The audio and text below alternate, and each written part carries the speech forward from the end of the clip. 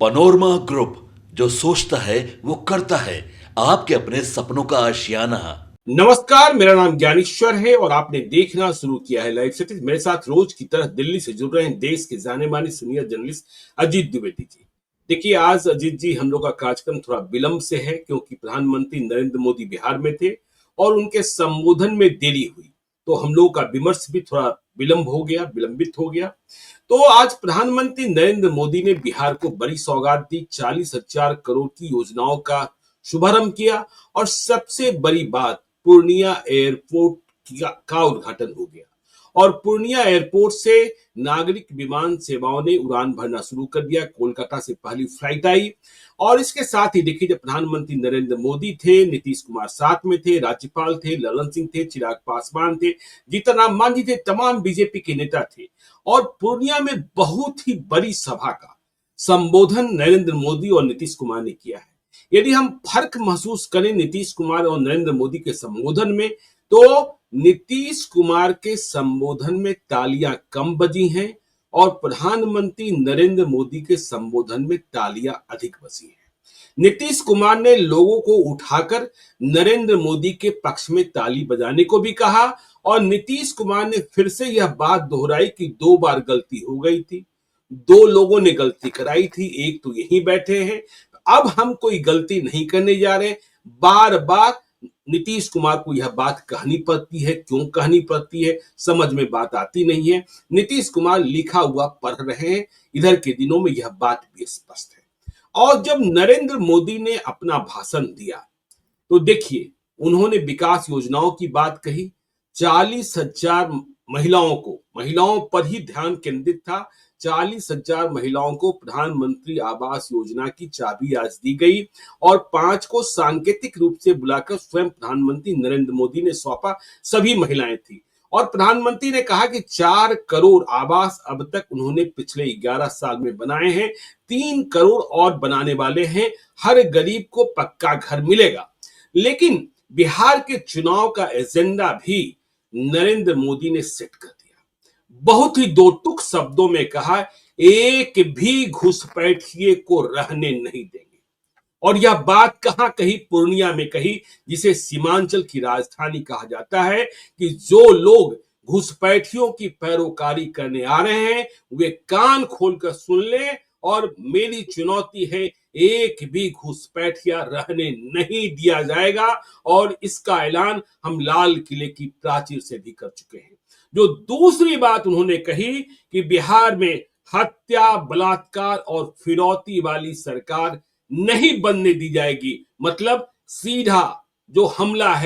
सीधा हमला जो है वह लालू यादव और तेजस्वी यादव की ओर है। उन्होंने कहा कि वैसी सरकार, देखिए उन्होंने नाम नहीं लिया लेकिन राजीव गांधी को उद्धृत किया, जो कहा करते थे कि 1 रुपए में से सिर्फ 15 पैसे ही जनता के खाते में जाता है। उन्होंने इस बात को भी दोहराया कि जो राशन गरीबों को मिल रहा है वह मिलता रहेगा, यदि हमारी सरकार न होती तो यह कभी नहीं मिलता।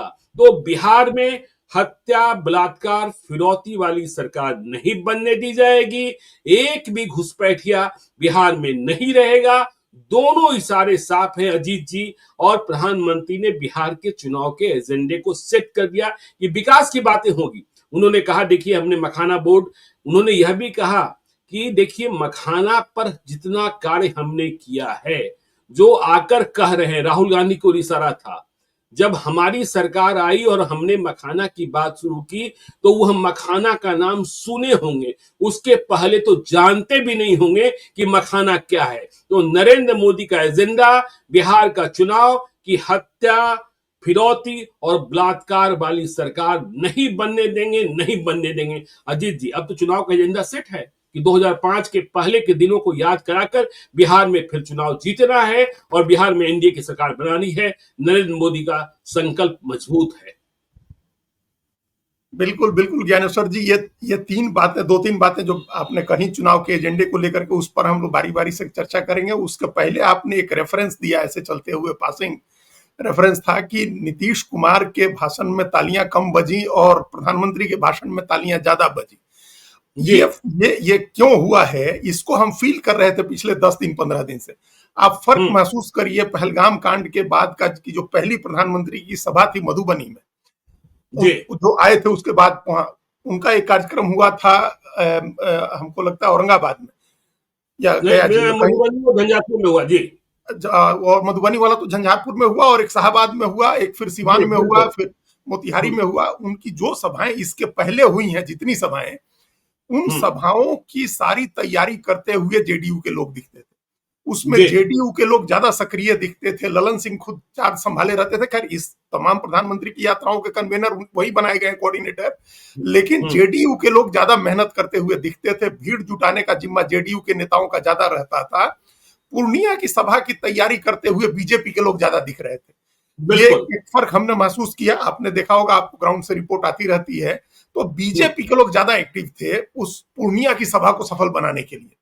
और इसका कारण समझना भी कोई बहुत रॉकेट साइंस नहीं है। वो ऐसा इलाका है जिस इलाके में आप पोलराइजेशन की पॉलिटिक्स कर सकते हैं, ध्रुवीकरण की राजनीति कर सकते हैं, और बीजेपी उस खेल में माहिर है। वो बीजेपी का फोर्टे है, उस खेल में बीजेपी को कोई नहीं हरा सकता है।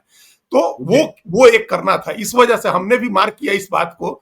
तो वो चूंकि भीड़ बहुत ज्यादा बीजेपी ने जुटाई थी, प्रधानमंत्री उस भीड़ के लिए भाषण दे रहे थे। देखिए, प्रधानमंत्री की सबसे बड़ी खूबी है कि वो हमेशा गैलरी के लिए प्ले करते हैं।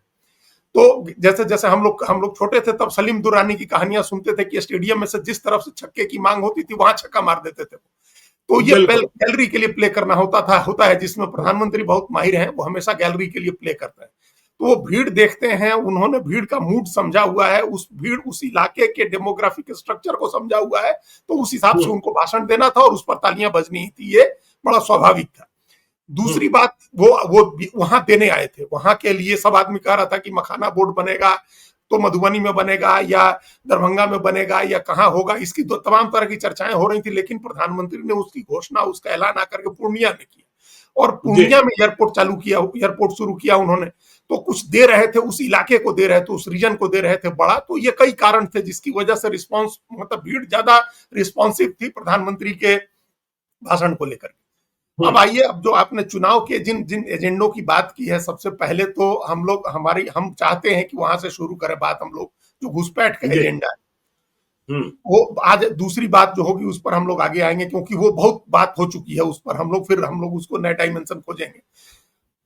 आज प्रधानमंत्री ने याद दिलाया कि हमने लाल किले की प्राचीर से डेमोग्राफिक मिशन बनाने की बात कही थी। हम लोग इस पर पहले इसका जिक्र करते रहे हैं।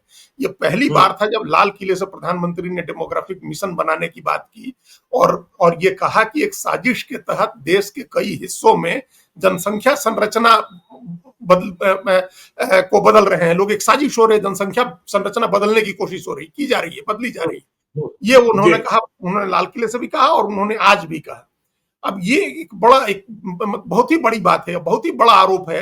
11 साल से खुद उनकी सरकार है, और बॉर्डर का कंट्रोल उनके जिम्मे है, बॉर्डर मैनेजमेंट उनके जिम्मे है, गृह मंत्रालय की जिम्मेदारी है सीमा पर से घुसपैठ नहीं हो। ये सब तमाम उनकी सरकार का जिम्मा है कि वो उनकी सरकार को करना है। और 11 साल के बाद अगर प्रधानमंत्री ये बात कह रहे हैं तो ये सचमुच बड़ी चिंता की बात है। सवाल यही है कि क्या ये सिर्फ एक राजनीतिक मुद्दा है प्रधानमंत्री के लिए, या सचमुच ईमानदारी से इसको डेमोग्राफिक संरचना बदल रही है देश के कई हिस्सों की, और उसको ठीक करना है। ये दोनों सवाल हैं, ये बड़े सवाल हैं, क्योंकि इसके पहले प्रधानमंत्री कभी नहीं बोलते थे। इसके पहले कभी इस बात का जिक्र नहीं किया। बीजेपी के कुछ लोग कहते थे, आरएसएस का पुराना एजेंडा रहा है, राष्ट्रीय स्वयंसेवक संघ की तरफ से हमेशा जो बांग्लादेश और की सीमावर्ती इलाके हैं जो उनके बारे में हमेशा कहा जाता है, ये बात कही जाती थी पहले। प्रधानमंत्री ने कहा जो देश के एग्जीक्यूटिव हेड है, तो जो देश का एग्जीक्यूटिव हेड है अगर वो कह रहा है तो किसी इनपुट से कह रहा होगा, उनके पास कोई जानकारी हो। अब तो ये फिर कैसे हुआ, इसके लिए जवाबदेह कौन होगा? इतने वर्षों में कैसे बढ़ता रहा, नहीं ठीक किया गया। हमारा कई हजार किलोमीटर की का जो बॉर्डर है नेपाल, जो बांग्लादेश के साथ लगता है, उस बॉर्डर की फेंसिंग नहीं हो सकी, तो उसके लिए कौन जिम्मेदार है?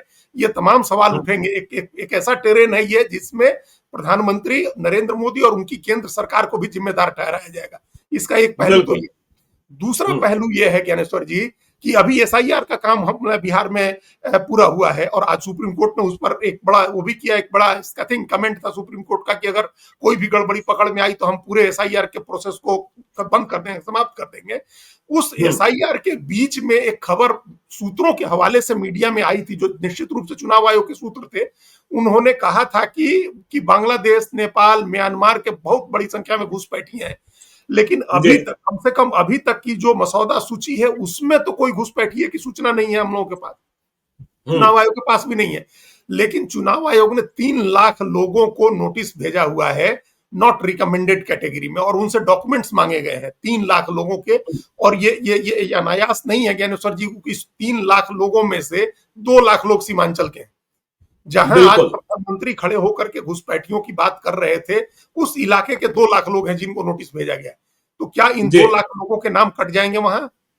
कटेंगे तो उसका क्या इंपैक्ट होगा, किस तरह के लोग हैं वो, ये सारी चीजें तो जब तक अंतिम सूची नहीं आएगी तब तक नहीं पता चलेगा। पता नहीं, जो पार्टियां हैं, आरजेडी है, कांग्रेस है, उस इलाके में तो वैसी की भी पार्टी है, पता नहीं क्यों ये लोग अपनी तरफ से नहीं लेके आ रहे हैं कि भाई ये 2 लाख लोग हैं जिनको नोटिस मिला हुआ है नॉट रिकमेंडेड की श्रेणी में, 3 लाख ये लोग हैं जिनको नोटिस मिला हुआ है, उसमें 2 लाख सीमांचल के ही हैं, वो लोग नहीं कर रहे हैं। तो ये एक प्रमाणित होगा, अगर नॉट रिकमेंडेड श्रेणी वाले लोगों को घुसपैठिया माना जाता है, उनकी नागरिकता संदिग्ध बताई जाती है, तब तो भरोसा बनेगा कि हाँ ठीक है, प्रधानमंत्री एक बात कह रहे थे, वो बड़ी गंभीर बात है। अगर नहीं होता है तो फिर इस बात का क्या मतलब है, इतने बड़े एक्सरसाइज के बाद भी अगर कोई घुसपैठिया नहीं पकड़ा जाता है, कोई संदिग्ध नागरिक अगर बिहार में सामने नहीं आता है, जब चुनाव आयोग का दावा है कि घर घर बीएलओ गए हैं, घर घर घूम के भी अगर आप घुसपैठिया नहीं पकड़ पाए तो फिर इस एक्सरसाइज का कोई मतलब नहीं है जी। तीसरा पहलू इस बात का ज्ञानेश्वर जी ये है कि हम एक कहावत है हम लोग के यहाँ, काट की हांडी बार बार चढ़ाना, बार बार नहीं चढ़ती है काट की हांडी। अभी ये घुसपैठ के मुद्दे पर भारतीय जनता पार्टी झारखंड का चुनाव लड़ चुकी है जी, हमने देखा और अपने देखा, बिल्कुल बिल्कुल पूरा चुनाव घुसपैठ के मुद्दे पर लड़ा गया था। तो क्या ये माना जाए कि जिनको आपने उस समय इंचार्ज बना करके भेजा था घुसपैठ के मुद्दे पर चुनाव लड़ने के लिए, वो असफल रहे? हेमंत बिस्वा शर्मा असफल रहे तो खुद प्रधानमंत्री ने कमान संभाली है। उस समय हेमंत बिस्वा शर्मा सह प्रभारी थे चुनाव के, और शिवराज सिंह चौहान चुनाव के प्रभारी थे। और ये भी देखिए कि अब चुनाव सर पर आ गया, बिहार में अभी तक चुनाव प्रभारी की घोषणा ही नहीं हुई। हम लोग जब पूछ रहे थे अपने लाइव सिटीज के कॉन्क्लेव में, तो दिलीप जायसवाल ने बताया कि 1 महीने 1.5 महीने पहले कुछ घोषणा होती है, 3-3 महीने पहले, 4-4 महीने पहले घोषणा हो जाती है चुनाव प्रभारी की। अभी बिहार में नहीं हुआ है। तो झारखंड में चुनाव प्रभारी शिवराज सिंह चौहान थे, सह प्रभारी हेमंत बिस्वा शर्मा थे, और दोनों ने घुसपैठ को बड़ा मुद्दा बनाया। वहां तो एरिया आइडेंटिफाई किया गया और संथाल परगना के एरिया को टारगेट किया गया, और ये कहा गया कि इस इलाके में वो एक ये भी कहा गया कि जमाई राज हो रहा है, जमाई लव जिहाद चल रहा है, और बांग्लादेश से लोग आकर के आदिवासी लड़कियों से शादी कर रहे हैं, उनकी जमीनें कब्जा कर रहे हैं। ये काफी हद तक रियल थ्रेट है, ये काफी हद तक सच्चाई भी है इस मामले में, जो ये मामला उठाया गया संथाल परगना को लेकर के। लेकिन क्या हुआ, उसका नतीजा ये हुआ ज्ञानेश्वर जी, संथाल परगना में बीजेपी को पहले से कम सीटें आई। मतलब संथाल परगना में जेएमएम और कांग्रेस का इंप्रूव हो गया, उसकी टैली इंप्रूव हो गई। जिन सीटों पर पहले जीते हुए थे संथाल परगना में, बीजेपी उन सीटों पर हार गई। हम लोग गोड्डा की सीट एग्जाम्पल के तौर पर देख सकते हैं, जहां आरजेडी के संजय यादव जीते। तो ये देवघर की सीट देख सकते हैं, संथाल परगना में कई सीटें बीजेपी ने गंवा दी अपनी। तो ये जो स्थिति है, घुसपैठ का मुद्दा जो है, जब एक बार आपने आजमाया, और क्या पता किस ढंग से आपको क्या फीडबैक है बीजेपी को कि वहां क्यों नहीं काम आया, और बिहार में कैसे काम आ जाएगा। अब ये हम लोग के सामने उनके पत्ते नहीं है। लेकिन अब यदि ये 2 लाख लोग घुसपैठिए करार दिए जाते हैं कि सचमुच इन्होंने गलत तरीके से भारत की नागरिकता ले ली है या वोटर लिस्ट में नाम जुड़ गए, तब तो कोई बात बनती है। नहीं तो आपने ठीक कहा कि झारखंड में घुसपैठ और लव जिहाद, यही तो 2 मुख्य मुद्दे थे, और वहां चुनाव हार गए। हाँ, और जिस इलाके में ये सचमुच है, सचमुच का खतरा है जिस इलाके में, उस इलाके में भी आप हार गए, तो ये और ज्यादा चिंता की बात है। इसका मतलब कि एक तो आपका नैरेटिव नहीं चला, या दूसरा अगर वो सच्चाई है उसमें, तो फिर अब ये खतरा इस मुकाम पर पहुंच गया है कि आप जीत नहीं सकते।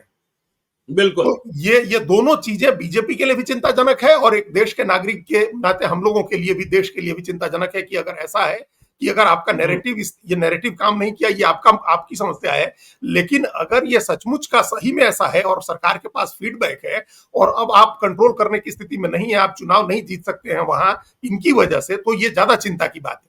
तो झारखंड में मुद्दा नहीं चला। अब अगर हम्म। बिहार में भी आप इस मुद्दे को आजमा रहे हैं और बड़े पैमाने पर आजमा रहे हैं, और हमको बड़ी हैरानी हो रही है ज्ञानेश्वर जी, आप एक बार क्लिप सब निकाल करके देखिएगा, बिहार वाले जब चर्चा कर रहे थे हम लोग, तो हम बार बार इस बात पर इंसिस्ट किए, दिलीप जायसवाल ने जवाब नहीं दिया।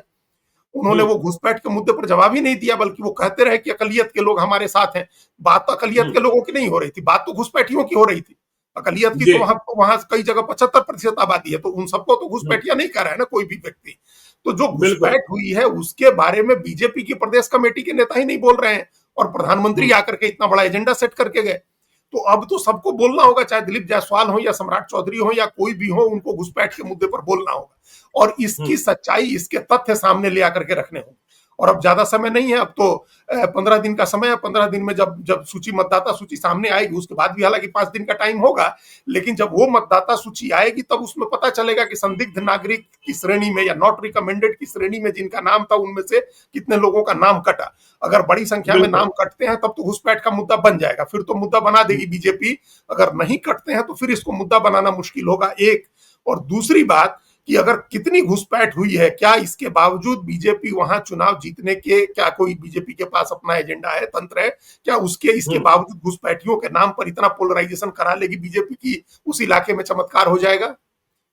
उस बिल्कुल। इलाके में हम लोग जानते हैं, लोकसभा चुनाव में हम लोगों ने बड़ी विस्तार से इस पर चर्चा की थी। आप देखिए, एक लगातार किशनगंज, पूर्णिया, कटिहार, ये सारी सीटें तो चली गई इंडिया ब्लॉक को। हम्म। और अगर पप्पू यादव के साथ उस समय आरजेडी और कांग्रेस के, मतलब आरजेडी के लोगों ने ही, अगर उस समय वो खेला नहीं हुआ रहता तो क्या पता न तस्वीर कुछ और हो जाती। बिल्कुल। तो बिल्कुल। ये बिल्कुल। खतरा तो विधानसभा चुनाव में भी है।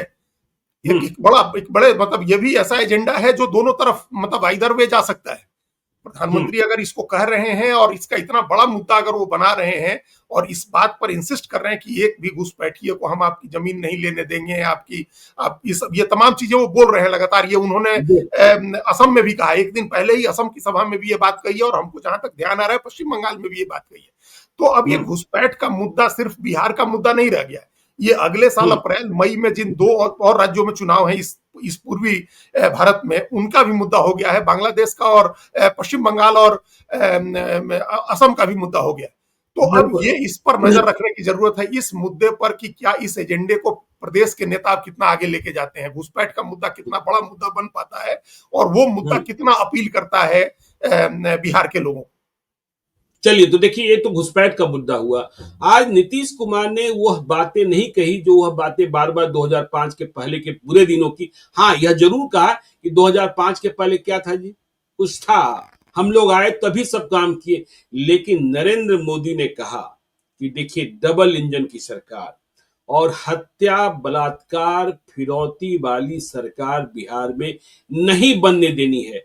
और महिलाओं को संबोधित करते हुए कहा कि जब यह सरकार थी बिहार में, जब हत्याएं होती थी, बलात्कार होते थे, फिरौती मांगी जाती थी, तो सबसे ज्यादा परेशान कौन होता था? महिलाएं होती थी। तो नरेंद्र मोदी ने यह दोहरा दिया है कि निशाने पर आरजेडी है, निशाने पर आरजेडी का वह कालखंड है जिसके कारण 1990 से लेकर 2005 तक बिहार बदनाम रहा। तो पुरानी बातें फिर से सामने आएगी, तेजस्वी यादव का बैगेज जो है और बढ़ जाएगा। यह परेशानी तो है, क्योंकि अब स्वयं मोदी बोल रहे हैं, तो फिर बीजेपी पूरे तौर पर एक्टिव होगी और फिर क्या क्या होगा हम और आप समझते ही हैं। बिल्कुल ज्ञानेश्वर जी, देखिए, नीतीश कुमार जब भी बोलते थे वो बड़े इशारों में बोलते थे कि भाई कुछ था जी 2005 के पहले, कुछ था जी, कुछ होता था जी, लोग निकलता था रात में, इस तरह से इशारों में बोलते थे। इशारों में, मतलब आप उसको कह सकते हैं छायावादी अंदाज था उनका। प्रधानमंत्री ने आज वो आवरण जो था, एक जो आवरण था कहने का, एक झीना सा पर्दा था, वो पर्दा हटा दिया। उन्होंने कहा कि हत्या, बलात्कार, फिरौती वाली सरकार नहीं बनने देंगे, ये बात कही उन्होंने। तो ये अब एक अभी तक जो बात इशारों में कही जा रही थी, लोगों को याद दिलाया जाता था इशारों में, ये कहा जाता था ताकि जो नौजवान पीढ़ी है, जो उसके बाद की पीढ़ी है, देखिए 2005 की भी पीढ़ी अब वोट डालने लायक हो गई। बिल्कुल। 2005 के बाद जिनका जन्म हुआ है वो भी इस बार वोट डालेंगे। जो बच्चे थे वो तो छोड़ दीजिए, जो बच्चे थे वो तो बड़े हो ही गए हैं, जिनका जन्म उसके बाद हुआ है वो भी इस बार वोट डालेंगे। तो उनको कैसे पता होगा कि 2005 के पहले का क्या? उन्होंने तो जन्म लिया, आंखें खोली तो सुशासन देख रहे हैं तब से वो लोग। जी। अब पता नहीं कितना सुशासन है, ये अलग बात है, लेकिन बात तो वो सुशासन की सुन रहे हैं। तो वो भी बिल्कुल। वोटिंग पहले कहा जाता था, पहले इशारों में कहा जाता, तो वो लोग अपने घरों में पूछते थे, अपने गार्जियन से, अपने बड़े बुजुर्गों से पूछते थे कि क्या होता था पहले। अब तो हम्म, प्रधानमंत्री ने खुल करके कहा कि हत्या होती थी, बलात्कार होता था, महिलाओं के प्रति अपराध होते थे, फिरौती के लिए अपहरण होते थे, ये बातें प्रधानमंत्री ने कही। तो बिल्कुल। इतने इतने ग्राफिक डिटेल्स में तो लोकल लीडर नहीं जाते थे जितने डिटेल्स में आज प्रधानमंत्री गए हैं। तो जी। इसका मतलब है कि ये बड़ा मुद्दा बनने वाला है चुनाव में बिहार का। और ये हम्म, लगभग तय हो गया है कि इस बार भी भारतीय जनता पार्टी, जनता दल यू और उनके जो तमाम सहयोगी पार्टियां हैं, वो लालू यादव की तस्वीर लेकर के चुनाव लड़ेंगे, लालू यादव की बिल्कुल फोटो बिल्कुल। लेकर के चुनाव लड़ेंगे, लालू यादव का नाम लेकर के चुनाव लड़ेंगे। हम्म, ये प्रधानमंत्री ने साफ कर दिया और एक मैसेज दे दिया कि जो तमाम नेता हैं बिहार के एनडीए के, वो इस लाइन पर आगे बढ़े, इस लाइन पर और आप आगे बढ़े। जानते हैं और आप जानते हैं यह बिहार की दुखती हुई रग है। बिल्कुल 2005 का चुनाव, अटल बिहारी वाजपेयी का वह संबोधन, मुझे मेरा किसलय लौटा दो। बिल्कुल। डीपीएस, दिल्ली पब्लिक स्कूल का वह बच्चा जो अगवा किया गया था, और उसके बाद क्या क्या हुआ था, कैसे सरकार बदल गई, लालू यादव राबड़ी देवी सरकार का अंत हो गया। अब तो चंपा बिस्वास की कहानी सुनाई जाएगी, डॉक्टर रमेश चंद्रा के अपहरण की कहानी सुनाई जाएगी, अश्विनी गुप्ता के अपहरण की कहानी सुनाई जाएगी, डॉक्टर भरत सिंह के अपहरण की कहानी सुनाई जाएगी। कैसे बिहार से व्यापारी भागे, कैसे बिहार से डॉक्टर्स भागे, कैसे बिहार से इंजीनियर्स भागे, तो यह कहानियां सुनाई जाएगी। और जब यह कहानियां लोग सुनेंगे तो सचमुच उनके भीतर खौफ तो पैदा होगा, जो खौफ अभी नहीं है। लोग मानते हैं कि आज की तारीख में बिहार में खौफ नहीं है, अकस्मात घटनाएं, ऑर्गेनाइज गैंग भी नहीं है, यह भी हम मानते हैं। लेकिन वह कहानी जब सुनी जाएगी तो वह कहानी तो दर्द देगी और तेजस्वी यादव की परेशानी बढ़ जाएगी। बिल्कुल ज्ञानेश्वर जी, इस बात को, इसी बात का एजेंडा, इसी यही असली एजेंडा है जो आज प्रधानमंत्री के भाषण से पता चला। चुनाव का असली एजेंडा यही है। देखिए, जी। इसका ये भी मतलब एक निकाल सकते हैं, अदर वे राउंड अगर हम इसको देखें, तो ये है कि विकास का जो नैरेटिव सेट किया जा रहा है, या हम लोग जो पहले एक बार चर्चा कर रहे थे, जो फील गुड फैक्टर क्रिएट किया गया है, उसको हम्म, उसको एनडीए पर्याप्त नहीं मान रहा है। बिल्कुल। ये कहीं ना कहीं लग रहा है कि कुछ शॉर्ट हो रहा है, कुछ चीजें कम हो रही हैं, कुछ और इंग्रेडिएंट डालने की जरूरत है। सिर्फ विकास के मुद्दे पर चुनाव नहीं जीता जा सकता है, ये लग हम्म, रहा है। तभी तभी जब आप 40,000 करोड़ रुपए की परियोजना एक सभा में अनाउंस कर रहे हैं, इसके पहले भी दूसरी कई सभाएं हुई, कई जगह कई हजार करोड़ रुपए की योजनाएं हुई, अभी फिर प्रधानमंत्री हो सकता है चुनाव की घोषणा से पहले एक बार जरूर आएंगे। तो हम्म, उसके बावजूद आपको ये सारे मुद्दे कहने पड़ रहे हैं, ये सारी बातें कहनी पड़ रही हैं। आज से मतलब 20 साल से पहले पहले की बात, क्योंकि 1990 से प्रशांत किशोर 2005 है की ना, बातें। प्रशांत किशोर है ना, विकास की असली कहानी और विकास की असली जरूरत को समझा रहे हैं ना, तो वह बिल्कुल। भी एक परेशानी है ना। हाँ, उनका हाँ, नाम वो भी। भले प्रधानमंत्री नहीं लेते हैं, लेकिन ग्राउंड जीरो की हकीकत को तो जानते हैं कि जो प्रशांत किशोर जिन बातों की चर्चा कर रहे हैं, वह लोगों के मन में बातें बैठ रही है। हाँ हाँ, विकास का जो नैरेटिव है वो भी लोगों के दिमाग में बात बैठ रही है, और बदलाव की बात भी लोगों के दिमाग में बैठ रही है।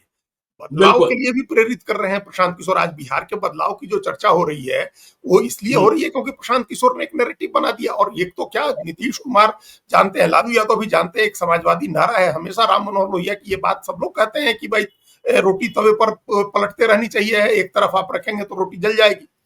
तो रवे हम्म, तवे पर रोटी पलटती रहने चाहिए, समाजवादियों का ही जुमला है।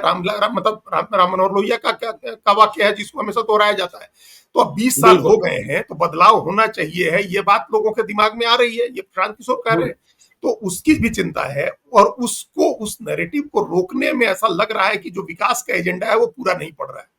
आप एक बिल्कुल। के बाद एक एयरपोर्ट खोलें, नई ट्रेनें चालू करें, आप नई फैक्ट्री लगाने की बात करें, आप मखाना बोर्ड बनाने की भी बात करें, आप 10 तरह की विकास की बातें कर रहे हैं, और इसके बावजूद लोगों को याद दिला रहे हैं 1990 से 2005 की बात।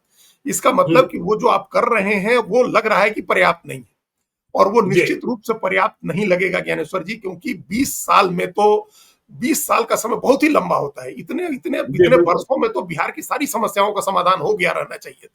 लेकिन हम्म, हकीकत यह है कि बहुत अच्छी सड़कों के अलावा बहुत अच्छे फ्लाईओवर्स पटना में बन गए, अच्छी सड़कें बन गई, नल से जल की व्यवस्था हो गई, और बिजली जा रही। इसके अलावा तो कोई कोई और चीज तो नहीं दिख रही है।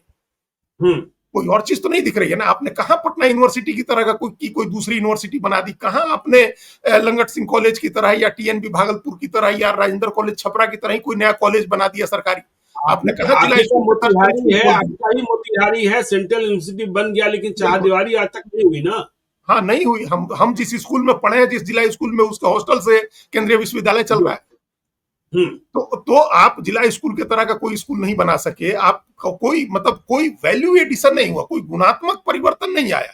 ये तमाम जो बिल्कुल। बातें हो रही हैं ना, ये क्वांटिटेटिव चेंज की हैं, ये मात्रात्मक बदलाव की बातें हैं कि हमारे बिहार में चौथा एयरपोर्ट चालू हो गया, पांचवा भी चालू हो जाएगा। ये एक मात्रात्मक बदलाव है कि हम्म। 4 है 5 हो गई। ये क्वालिटेटिव चेंज नहीं है। बिहार के लोगों के जीवन में क्वालिटेटिव चेंज क्या आया, गुणात्मक परिवर्तन क्या हुआ है? क्या शिक्षा का स्तर जी बहुत बिल्कुल। अच्छा हो गया, जीवन स्तर, लाइफस्टाइल बहुत अच्छी हो गई, लोगों की स्वास्थ्य सेवा बहुत अच्छी हो गई? ये तो नहीं हुआ है। हम्म। तो ये सवाल तो लोगों के मन में आएंगे ना। 20 साल से अगर एक व्यक्ति का शासन है, तो ये बदलाव का नैरेटिव जो सेट हुआ है, उसको बदलने के लिए विकास का आपका नैरेटिव पर्याप्त नहीं हो रहा है। इसीलिए आपको लालू यादव का की तस्वीरें दिखानी है, लालू यादव का बैगेज दिखाना है, लालू यादव की राज की याद दिलानी है। वो आप करेंगे, जी। वो तमाम एनडीए के लोग करेंगे। घुसपैठ का मुद्दा जो है वो एक इमोशनल मुद्दा है, इमोशनल मुद्दा है, हम्म। भावनात्मक मुद्दा है, देश की सुरक्षा का मुद्दा है। और कहीं ना हम्म। कहीं वो सांप्रदायिक, उसमें बिना कहे भी उसमें एक सांप्रदायिकता का पुट आ ही जाता है। तो वो मुद्दा है। प्रधानमंत्री ने यहां तक कहा कि ये जो कांग्रेस पार्टी, ये बात उन्होंने पूर्वोत्तर में भी कल से लगातार वो कह रहे हैं कि कांग्रेस ने वोट बैंक की राजनीति के लिए घुसपैठ को बढ़ावा दिया। तो कांग्रेस तो अब है ही नहीं भाई। कांग्रेस कहाँ है? न बिल्कुल। बिहार में है कांग्रेस, न बंगाल में है कांग्रेस, न असम में है कांग्रेस। असम हम्म। असम में ये लगभग 10 साल हो गए। सरकार तो 2016 से बीजेपी की ही है। पश्चिम बंगाल में ममता बनर्जी पर आप ब्लेम करिए। बिहार में 20 साल से आप ही की सरकार है। बीच में 2 बार 13 मतलब 17 महीने के लिए कांग्रेस सरकार में बहुत माइनर पार्टनर रही। तो अब उस पर आप लगा रहे हैं कि उन लोगों ने घुसपैठ को बढ़ाया और उनको बचाने के लिए नारे लगा रहे हैं। ये भी आज प्रधानमंत्री ने पूर्णिया में कहा कि बिल्कुल। घुसपैठियों को बिल्कुल। बचाने के लिए लोग नारे लगा रहे हैं, सड़कों पर उतर रहे हैं। तो भाई घुसपैठिए दिखाने होंगे आपको कि ये घुसपैठिए हैं। ये प्रूव करना होगा कि ये घुसपैठिए हैं, चलिए, तब वो मुद्दा चलेगा, वो इमोशनल घुसपैठिए मुद्दा चलेगा। अजीत जी, घुसपैठिए से आगे बढ़ते हैं, हत्या, बलात्कार, फिरौती से भी आगे बढ़ते हैं। नीतीश कुमार ने आज फिर कहा कि देखिए, 2 बार गलती हो गई, अब कोई गलती नहीं होगी, हम लोग कब से साथ हैं। बार बार यह सफाई क्यों देनी पड़ रही है जनता के सामने और प्रधानमंत्री नरेंद्र मोदी के सामने कि गलती मुझसे हो गई थी, लेकिन अब नहीं होगी? यह बार बार सफाई देना पड़ता है। क्या वह जो छवि उनकी बनी हुई है पलटू राम वाली, या सीट शेयरिंग का जो अभी चल रहा है, काम चल रहा है, उसमें बड़े भाई की भूमिका बनने के लिए, बने रहने के लिए यह आवश्यक है? नहीं, इसमें से वो ये उनको पता नहीं चल रहा है कि वो क्या कह रहे हैं। हम्म। जो हम इस बात को समझ रहे हैं ज्ञानेश्वर जी, उनको ये कुछ बातें याद हो गई हैं, मेमोरी में बैठ गई हैं, जो उनको लगता है कि मंच पर आए हैं तो हमको दोहराना चाहिए। बिल्कुल। देखिए, अगर अगर आज उनको बड़े भाई की भूमिका में आना है, तो हम्म। ये बात कारगर नहीं होगी कि हम गलती नहीं करेंगे। ये बात हम्म। ज्यादा कारगर होगी कि हम फिर गलती कर सकते हैं। फिर गलती कर सकते जी। अगर अगर ये बात किसी तरह से नीतीश कुमार के मुंह से निकल जाए, तो वो बात ज्यादा हम्म। कारगर होगी। तुरंत फिर बड़े भाई हो जाएंगे। हम्म। वो जब तक कहते रहेंगे कि हमसे गलती नहीं होगी, तब तक उनको फॉर गारंटेड लिया जाएगा कि अब ये कहीं नहीं जा रहे हैं। तो बिल्कुल। इसीलिए वो प्रधानमंत्री, जो मुख्यमंत्री जो कह रहे हैं बार बार, वो उनको याद करा दी गई है। ये बात लगता है कि ये बात जरूर कहिएगा, तो ये बात वो कह दे रहे हैं। इसमें हम्म। अगर प्रेशर की पॉलिटिक्स होती, तो वह उस तरह का बयान देते जैसा बयान कल जीतन राम मांझी ने दिया कि हमको 15 से 20 सीट नहीं मिलेगी, तो हम 50 से 100 सीट लड़ेंगे। बिल्कुल। बिल्कुल। ये बात होती है। ये इससे ज्यादा दबाव बनता। और अब छवि तो नीतीश कुमार की जो बन गई है, वो तो बदलेगी नहीं। और उन्होंने अपनी छवि के साथ साथ ज्ञानेश्वर जी बाकी सबको भी एक्सपोज कर दिया है। उन्होंने किसी को छोड़ा नहीं है। मतलब ये नहीं है कि वो, हम लोग जो एक सुनते थे कि एक ट्रेन में एक आदमी को एक ने चाटा मारा, तो उसने कहा कि हमारे बच्चे को मार के दिखाओ, हमारी बीवी को मार के दिखाओ। तो उन्होंने सबको एक्सपोज किया हुआ है। पलटू राम जितने वो हैं, उतने ही बीजेपी है। नीतीश कुमार है जितने, उतने ही नरेंद्र मोदी भी है, और उतने ही लालू यादव, तेजस्वी यादव भी है, और उतनी ही कांग्रेस पार्टी भी है। आज आप गाली देते थे नीतीश कुमार को, कल आप चले गए, तो दोष खाली नीतीश कुमार का थोड़े होगा, आपका भी तो होगा। तो उन्होंने सबको एक्सपोज किया, आरजेडी को भी, कांग्रेस को भी, बीजेपी को भी, सबको एक्सपोज कर दिया है। तो वो छवि बदलने का नहीं है। उनको ये बात याद हो गई है, सबकॉन्शियस में, उनके अवचेतन में ये बात बैठी हुई है कि ये बात हमको दोहराना है, जाकर के मंच पर कहना है। कह के वो एम्बेरेस कर रहे हैं, अपने को भी शर्मिंदा कर रहे हैं, अपनी पार्टी के लोगों को भी शर्मिंदा कर रहे हैं। ये बात कहने की कोई जरूरत नहीं है। नीतीश कुमार बहुत बड़े नेता हैं, बहुत बड़े, मतलब बिहार के स्तर से भी बहुत बड़े नेता हैं। समकालीन राजनीति में उनसे बड़ा बहुत कम नेता हुआ, इसलिए उनको ये बार बार ये बातें कहने की जरूरत नहीं। लेकिन फिर भी वो कह रहे हैं। अब पता नहीं उनको क्यों नहीं, लोग अब मना करने से भी हो सकता है वो नहीं माने। तो उस बात का कोई ज्यादा राजनीतिक वो नहीं है। लेकिन अभी आपने जब कहा ना बड़ा भाई वाली बात, तो हमने एक जो नया जुमला सुना, वो जुमला ये है कि न कोई बड़ा भाई होगा, न कोई छोटा भाई होगा, जुड़वा भाई होंगे इस बार। जुड़वा भाई होंगे, बराबर बराबर। हाँ, हाँ, बराबर बराबर इस बार जुड़वा भाई होंगे। इस बार दोनों को बराबर बराबर सीटें मिलेंगी, और उसके बाद दोनों बराबर जुड़वा भाई में बट जाएगा। उसके बाद जो है, हालांकि जुड़वा भाई में भी कोई ना कोई भाई तो 5 मिनट पहले आता ही है, दोनों एक साथ तो आते नहीं है, बिल्कुल एक 2 बिल्कुल मिनट 5 बिल्कुल। मिनट पहले आता है। तो जुड़वा भाई का इस बार मुहावरा चल रहा है ज्ञानेश्वर। लेकिन जुड़वा भाई का जो मुहावरा चल रहा है उसमें तो नीतीश कुमार की हार हो जाएगी ना, क्योंकि लोकसभा चुनाव के वक्त 1 सीटें कम थी, इसलिए नीतीश बिल्कुल कुमार ने की बिल्कुल विधानसभा में अधिक सीटें मिलेगी। और अब तक के चुनावी इतिहास में जेडीयू बड़े भाई की भूमिका में रही है, तो इस बार आप बराबर के भाई हो गए। हम हाँ, पहले 51% के पार्टनर होते थे, अब आप हमको 50% तक कर दीजिए, तो 50% आपने तो मेरी औकात नाप दी, हाँ, आपने मेरी औकात नाप दी। ये नापती बात तो तो हो गई ना। हाँ, जी। बिल्कुल नापी जा रही है, औकात नापी जा रही है, और इसका एक मैसेज भी दिया जा रही है। बीजेपी की तरफ से ही ये जुड़वा भाई वाला नैरेटिव चल रहा है, लेकिन पूरे जेडीयू के लिए, जेडीयू की तरफ से जो भी निगोशिएशन कर रहा है, उनके लिए ये बात सोचनी होगी कि लोकसभा चुनाव में आप अपने बड़े भाई का टैग पहले ही गंवा चुके हैं। बिल्कुल। 2010 तक तो, 2009 के लोकसभा चुनाव तक तो जेडीयू लोकसभा में भी बड़ा भाई होती थी, और छोटा मोटा बड़ा भाई नहीं। 25 सीट नीतीश कुमार लड़े थे और 15 सीट बीजेपी लड़ी थी 2009 में। इतने जी। का अंतर था। लोकसभा में 10 सीटों का अंतर होता था, अब विधानसभा में भी 1 सीट का अंतर नहीं होगा। तो ये तो जो भी व्यक्ति नीतीश कुमार की तरफ से निगोशिएट करेंगे, उनको इस बारे में बात करनी है, उनको सोचना है कि इससे क्या नैरेटिव बनाना है। और बीजेपी को भी ये बात सोचनी है, अगर बराबर करने की या नीतीश कुमार को नीचा करने की अगर कोई भी सोच है, तो वो फैटल हो सकता है, वो बड़ा नुकसानदेह हो सकता है। उससे बीजेपी को बचना होगा। एक बीजेपी के मन में ऐसा लग रहा है कि लालच का भाव आ गया है कि अभी जेडीयू बहुत कुछ करने की स्थिति में नहीं है, नीतीश कुमार बार्गेन करने की स्थिति में नहीं है, तो हम ज्यादा ले लेते हैं। ये लालच का भाव नुकसान कर देगा आगे, क्योंकि ये मैसेज जरूर जनता के बीच में इस चुनाव में जाना चाहिए कि चुनाव के बाद नीतीश कुमार ही मुख्यमंत्री बनेंगे। अगर ये मैसेज नहीं जाता है ज्ञानेश्वर जी, तो उसका नुकसान होगा। आप चाहे जितना महिलाओं के लिए बात कर लें, अति पिछड़ों के लिए कर लें, महादलितों के लिए कर लें, उनके बीच में नीतीश कुमार को लेकर के जो भाव है, और ये मैसेज अगर नीतीश कुमार को घुमाया जाता है कि भाई ये हमारा आखिरी चुनाव है, हमको एक बार और मौका दीजिए, वो जितना अपील करेगा, बाकी कोई भी चीज उतनी अपील नहीं करेगी। और लालू यादव के राज के कंट्रास्ट में नीतीश कुमार ही आपको चुनाव जिता सकते हैं। नहीं तो लालू यादव का राज आ जाएगा, जंगल राज आ जाएगा ज्ञानेश्वर जी। ये बात तो 2015 में भी बीजेपी कह रही थी, जी कह रही थी ना भाई। ये मुद्दा हम लोग को तो खूब ध्यान है कि यही बात कहा जा रहा था बीजेपी की तरफ से, यही एजेंडा था बीजेपी का।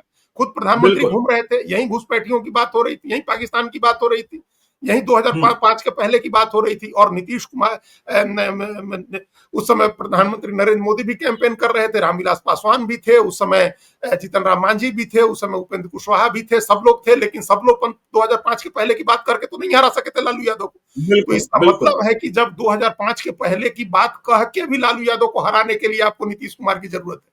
तो ये बात नीतीश कुमार को आगे रख के ही आप कर सकते हैं। इसका लाभ भी आपको तभी मिलेगा जब आपके पास एक चेहरा होगा। जब तक कोई चेहरा नहीं होगा कि लालू यादव का राज रोकना है, तो किसके चेहरे पर वोट दीजिए, तब तक वोट नहीं होगा।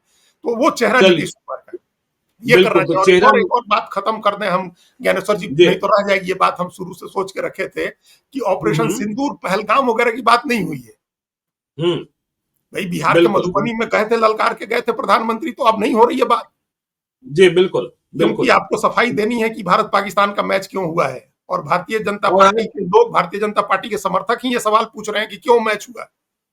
बिल्कुल बिल्कुल बिल्कुल। तो चलिए देखिए, मुख्यमंत्री और प्रधानमंत्री दोनों ने आज बिहार के चुनाव को सेट करने का प्रयास किया, लेकिन बिहार की हकीकत ये है कि नीतीश कुमार को आगे रखकर ही आप तेजस्वी लालू से लड़ सकते हैं, नहीं तो फिर से बड़ी मुश्किल होगी। 2015 इसका गवाह है। तो बिहार की चर्चा हम करते रहेंगे, आप देखते रहिए लाइव सीरीज को। यदि अब तक आपने हमारे यूट्यूब चैनल लाइव सीरीज को सब्सक्राइब नहीं किया है तो जरूर कर लीजिएगा, और यदि इस वीडियो को आप फेसबुक पेज के माध्यम से देखो, पेज को लाइक कीजिएगा, हैंडल एक्स पर भी हमें फॉलो कीजिए। धन्यवाद।